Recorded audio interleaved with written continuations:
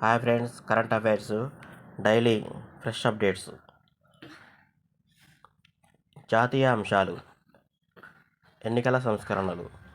ఓటర్లకు అభ్యర్థుల నేర చరిత్రను తెలుసుకోవడానికి నో యువర్ క్యాండిడేట్ కేవైసీ అనే కొత్త మొబైల్ అప్లికేషన్ను ప్రారంభించారు. ఒడిశాలో క్రీడలు సౌకర్యాలు.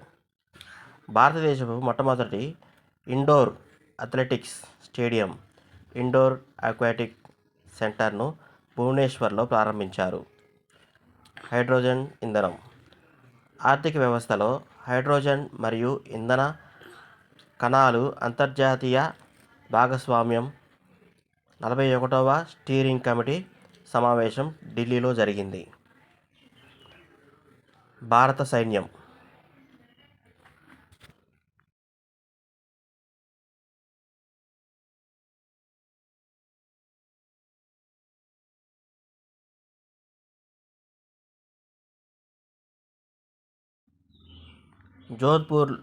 జోధ్పూర్లో అపాచీ అటాక్ హెలికాప్టర్ల కోసం మొదటి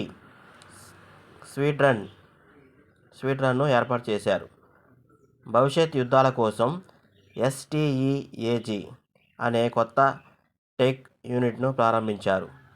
ఆంధ్రప్రదేశ్లోని హైవేపై నిర్మించిన ఎమర్జెన్సీ ల్యాండింగ్ స్ట్రిప్ను విజయవంతంగా పరీక్షించారు.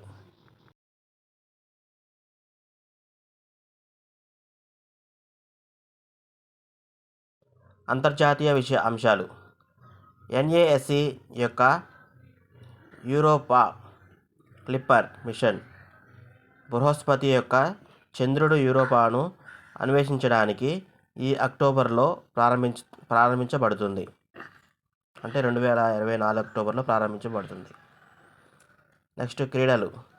Indian Wells ATP tournament. Carlos Alcaraz, Daniel మెద్వెదేవ్ను ఓడించి విజేతగా నిలిచారు.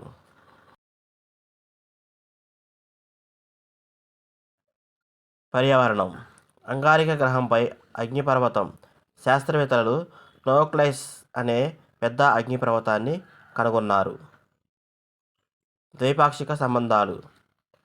గయానా భారతదేశం నుండి 2 డోర్నియల్ 228 విమానాలను కొనుగోలు చేస్తుంది.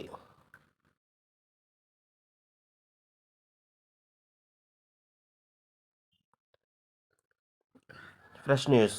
తెలంగాణ గవర్నర్ డాక్టర్ తమిళిసై సౌందరరాజన్ రాజీనామా చేశారు.